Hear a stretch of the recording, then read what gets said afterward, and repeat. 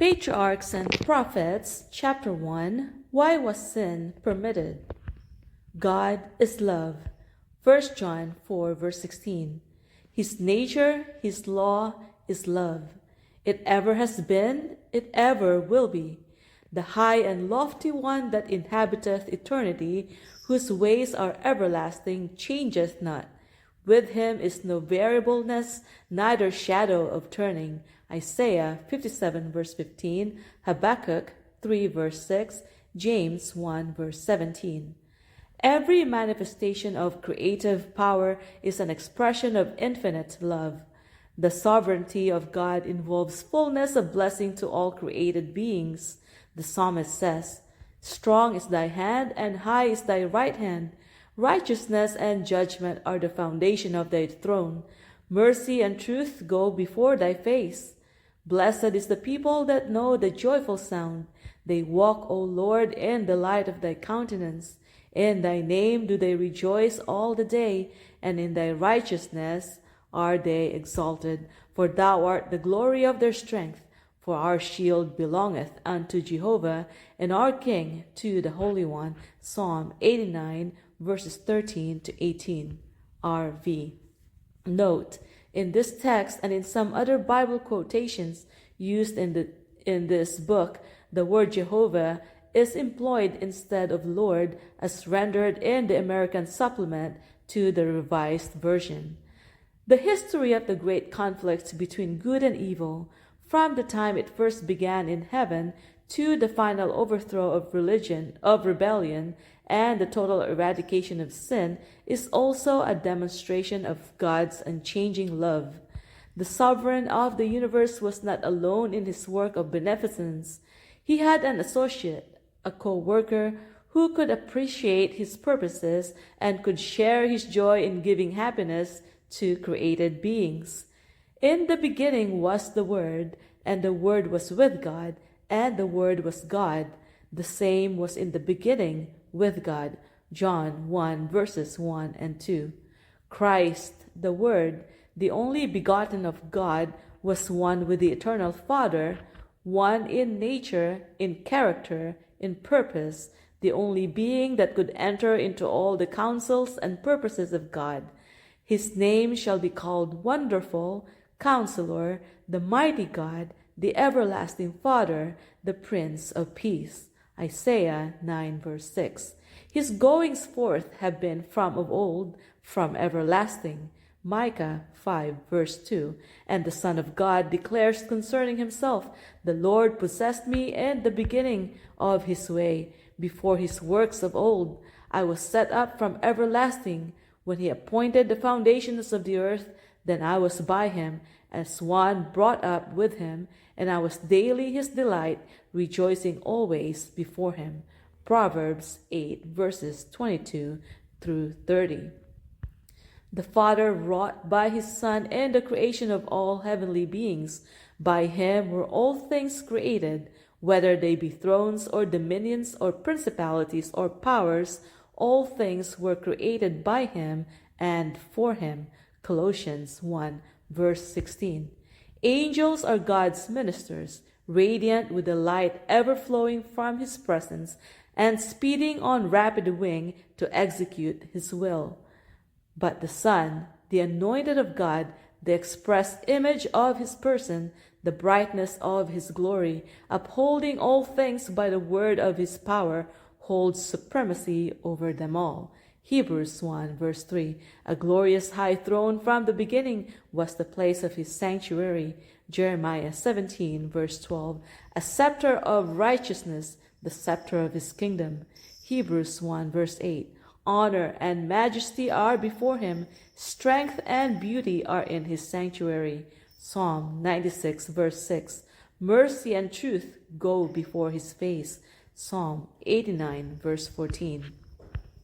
The law of love being the foundation of the government of God, the happiness of all intelligent beings depends upon their perfect accord with its great principles of righteousness. God desires from all his creatures the service of love, service that springs from an appreciation of his character.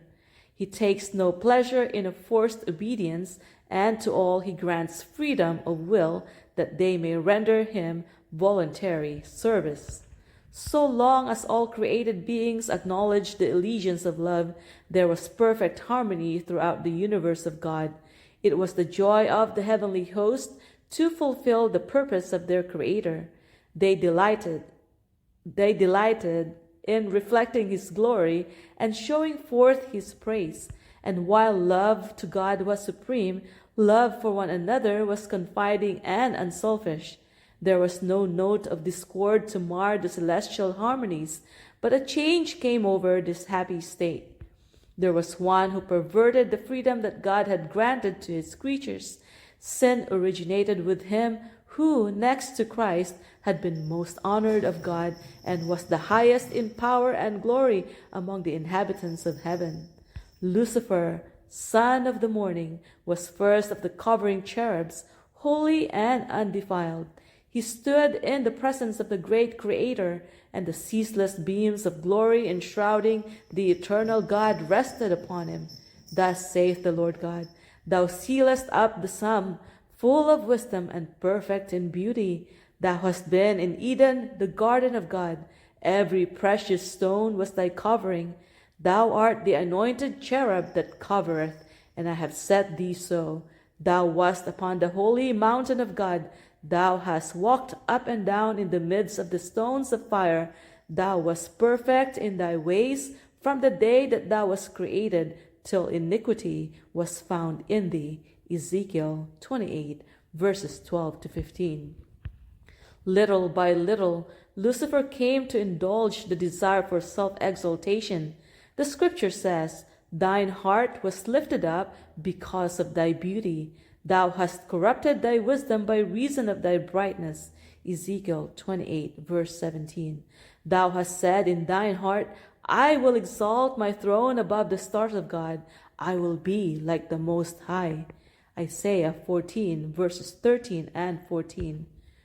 Though all his glory was from God, this mighty angel came to regard it as pertaining to himself. Not content with his position, though honored above the heavenly host, he ventured to covet the homage due alone to the Creator.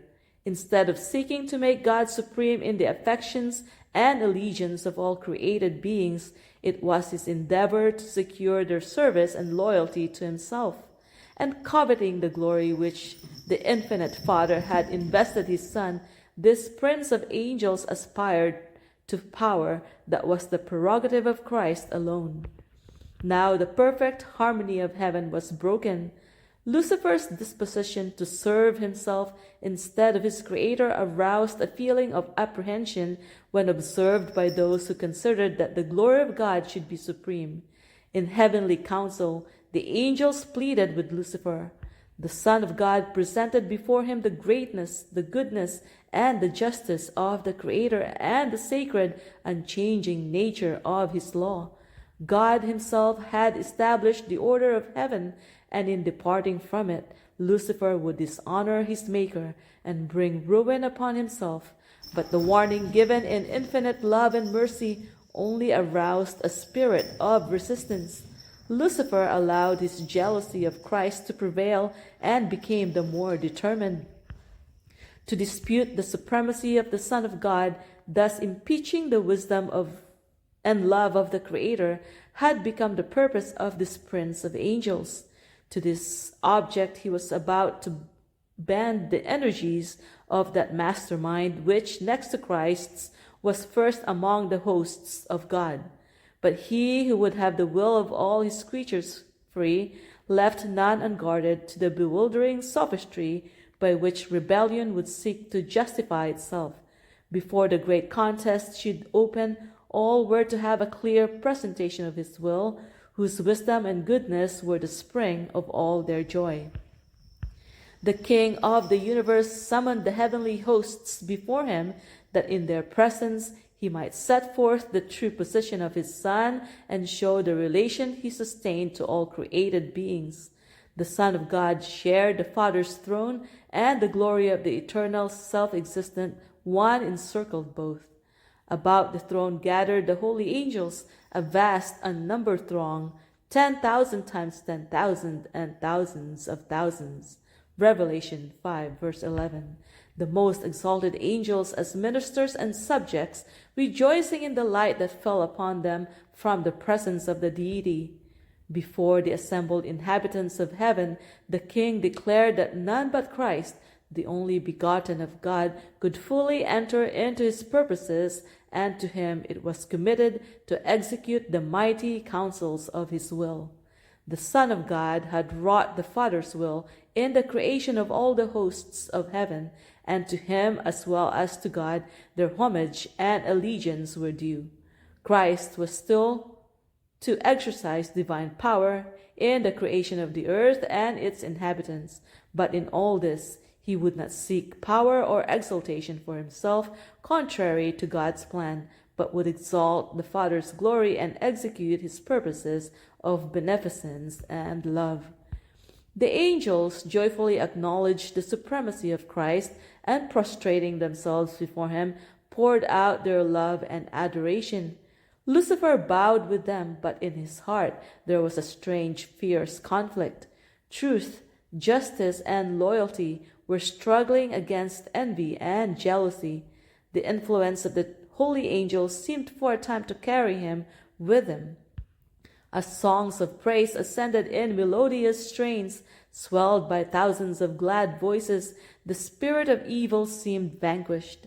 Unutterable love thrilled his entire being. His soul went out in harmony with the sinless worshippers, in love to the Father and the Son. But again he was filled with pride in his own glory. His desire for supremacy returned, and envy of Christ was once more indulged. The high honors conferred upon Lucifer were not appreciated as God's special gift, and therefore called forth no gratitude to his Creator. He gloried in his brightness and exaltation, and aspired to be equal with God. He was beloved and reverenced by the heavenly host. Angels delighted to execute his commands, and he was clothed with wisdom and glory above them all. Yet the Son of God was exalted above him as one in power and authority with the Father. He shared the Father's counsels, while Lucifer did not thus enter into the purposes of God. Why, questioned this mighty angel, should Christ have the supremacy? Why is he honored above Lucifer? Leaving his place in the immediate presence of the Father, Lucifer went forth to diffuse the spirit of discontent among the angels. He worked with mysterious secrecy, and for a time concealed his real purpose under an appearance of reverence for God. He began to insinuate doubts concerning the laws that governed the heavenly beings, intimating that though laws might be necessary for the inhabitants of the worlds, angels, being more exalted, needed no such restraint, for their own wisdom was a sufficient guide. There were not beings that could bring dishonor to God. All their thoughts were holy. It was no more possible for them than for God himself to err. The exaltation of God, of the Son of God, is as equal with the Father, was represented as an injustice to Lucifer, who, it was claimed, was also entitled to reverence and honor. If this prince of angels could but attain to his true exalted position, great good would accrue to the entire host of heaven, for it was his object to secure freedom for all. But now even the liberty which they had hitherto enjoyed was at an end, for an absolute ruler had been appointed them, and to his authority all must pay homage. Such were the subtle deceptions that through the wiles of Lucifer were fast obtaining in the heavenly courts. There had been no change in the position of or authority of Christ. Lucifer's envy and misrepresentation and his claims to equality with Christ had made necessary a statement of the true position of the Son of God, but this had been the same from the beginning. Many of the angels were, however, blinded by Lucifer's deceptions. Taking advantage of the loving, loyal trust reposed in him by the holy beings under his command, He had so artfully instilled into their minds his own distrust and discontent that his agency was not discerned. Lucifer had presented the purposes of God in a false light, misconstruing and distorting them to excite dissent and dissatisfaction. He cunningly drew his hearers on to give utterance to their feelings. Then these expressions were repeated by him when it would serve his purpose as evidence that the angels were not fully in harmony with the government of God. While claiming for himself perfect loyalty to God, he urged that changes in the order and laws of heaven were necessary for the stability of the divine government. Thus, while working to excite opposition to the law of God and to instill his own discontent into the minds of the angels under him, he was ostensibly seeking to remove dissatisfaction and to reconcile disaffected angels to the order of heaven. While secretly fomenting discord and rebellion, he would, with consummate craft, caused it to appear as his sole purpose to promote loyalty and to preserve harmony and peace. The spirit of dissatisfaction thus kindled was doing its baleful work. While there was no open outbreak, division of feeling imperceptibly grew up among the angels. There were some who looked with favor upon Lucifer's insinuations against the government of God, although they had heretofore been in perfect harmony with the order which God had established. They were now discontented and unhappy because they could not penetrate his unsearchable counsels. They were dissatisfied with his purpose in exalting Christ. These stood ready to second Lucifer's demand for equal authority with the Son of God. But angels who were loyal and true maintained the wisdom and justice of the divine decree and endeavored to reconcile this disaffected being to the will of God.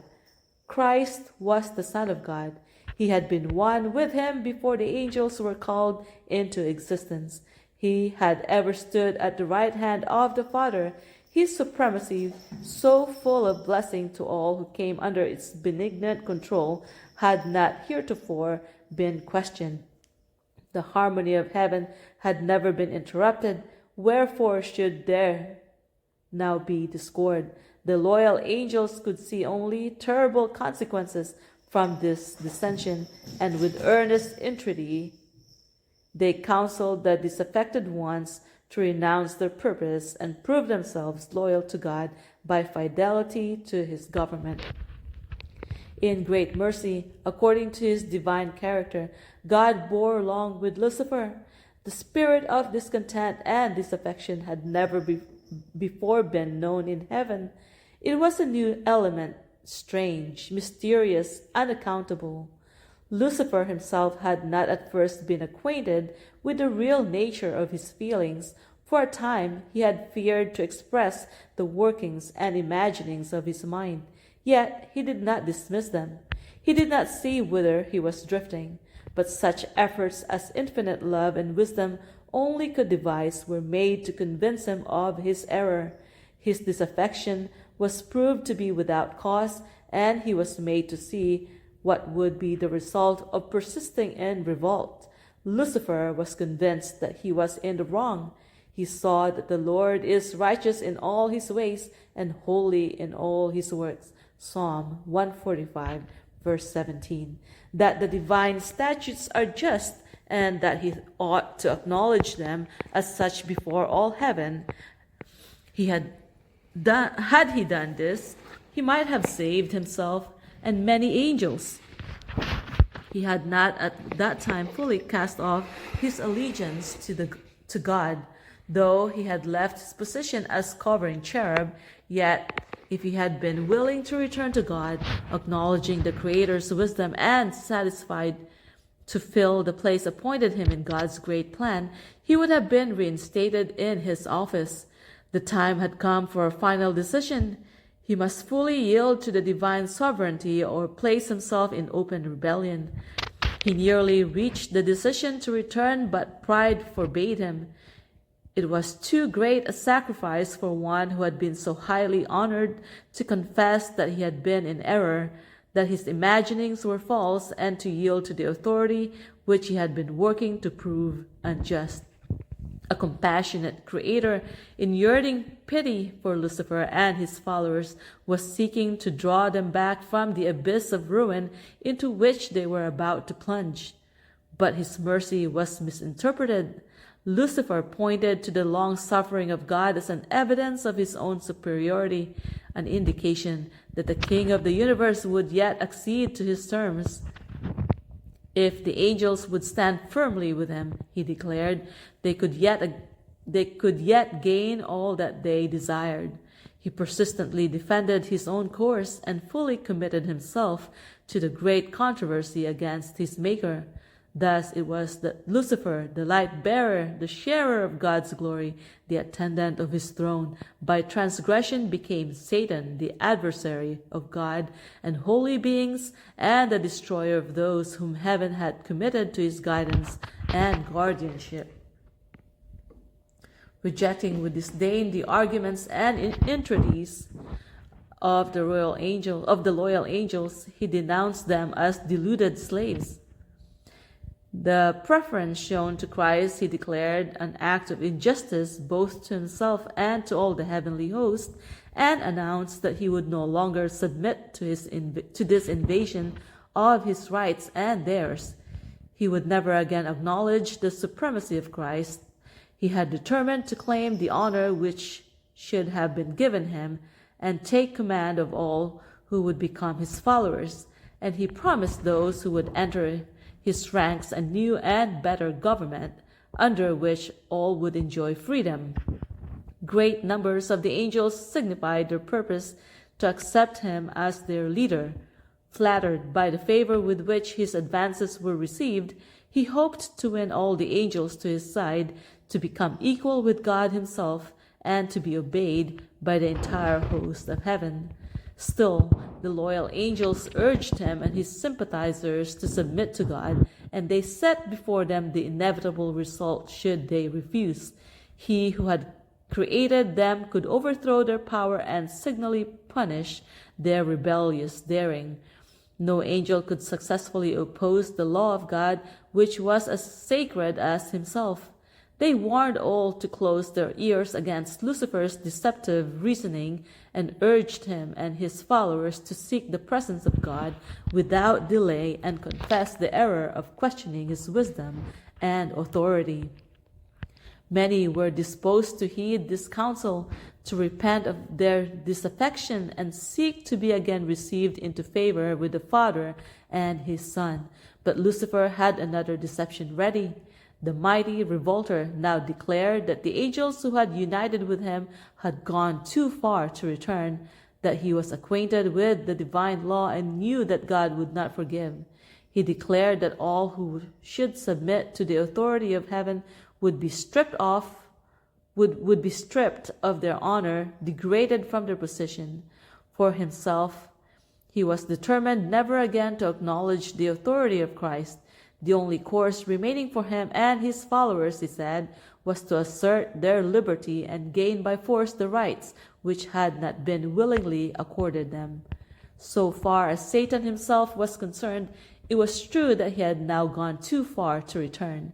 But not so with those who had been blinded by his deceptions. To them, the counsel and entreaties of the loyal angels opened a door of hope, and had they heeded the warning, they might have broken away from the snare of Satan. But pride, love for their leader, and the desire for unrestricted freedom were permitted to bear sway, and the pleadings of divine love and mercy were finally rejected. God permitted Satan to carry forward his work until the spirit of disaffection ripened into active revolt. It was necessary for his plans to be fully developed, that their true nature and tendency might be seen by all. Lucifer, as the anointed cherub, had been highly exalted. He was greatly loved by the heavenly beings, and his influence over them was strong.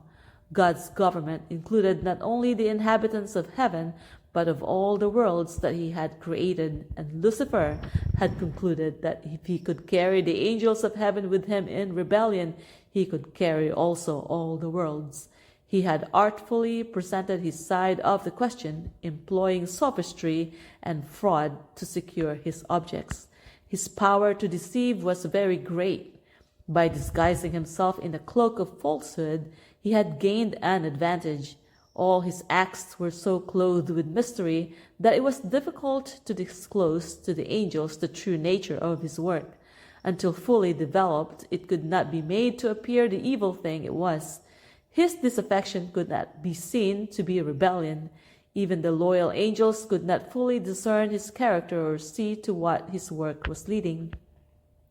Lucifer had at first so conducted his temptations that he himself stood uncommitted. The angels whom he could not bring fully to his side, he accused of indifference to the interests of heavenly beings. The very work which he himself was doing, he charged upon the loyal angels.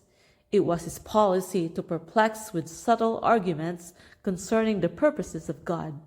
Everything that was simple he shrouded in mystery, and by artful perversion cast doubt upon the plainest statements of Jehovah.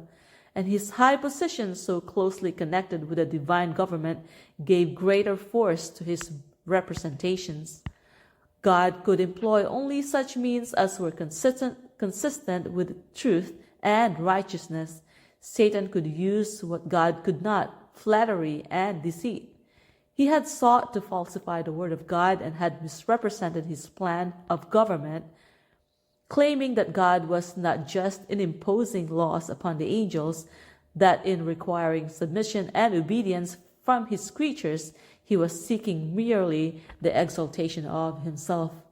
It was therefore necessary to demonstrate before the inhabitants of heaven and of all the worlds that God's government is just, his law perfect. Satan had made it appear that he himself was seeking to promote the good of the universe. The true character of the usurper and his real object must be understood by all. He must have time to manifest himself by his wicked works. The discord which his own course had caused in heaven, Satan charged upon the government of God. All evil he declared to be the result of the divine administration. He claimed that it was his own object to improve upon the statutes of Jehovah. Therefore, God permitted him to demonstrate the nature of his claims, to show the working of his proposed changes in the divine law. His own work must condemn him. Satan had claimed from the first that he was not in rebellion. The whole universe must see the deceiver unmasked. Even when he was cast out of heaven, infinite wisdom did not destroy Satan. Since only the service of love can be acceptable to God, the allegiance of his creatures must rest upon a conviction of his justice and benevolence. The inhabitants of heaven and of the worlds, being unprepared to comprehend the nature of or consequences of sin, could not then have seen the justice of God in the destruction of Satan. Had he been immediately blotted out of existence, some would have served God from fear rather than from love. The influence of the deceiver would not have been fully destroyed, nor would the spirit of rebellion have been utterly eradicated. For the good of the entire universe, through ceaseless ages, he must more fully develop his principles, that his charges against the divine government might be seen in their true light by all created beings, and that the justice and mercy of God and the immutability of his law might be forever placed beyond all question. Satan's rebellion was to be a lesson to the universe through all coming ages, a perpetual testimony to the nature of sin and its terrible results. The working out of Satan's rule, its effects upon both men and angels, would show what must be the fruit of setting aside the divine authority. It would testify that with the existence of God's government is bound up the well-being of all the creatures he has made. Thus, the history of this terrible experiment of rebellion was to be a perpetual safeguard to all holy beings, to prevent them from being deceived as to the nature of transgression, to save them from committing sin and suffering its penalty. He that ruleth in the heavens is the one who sees the end from the beginning.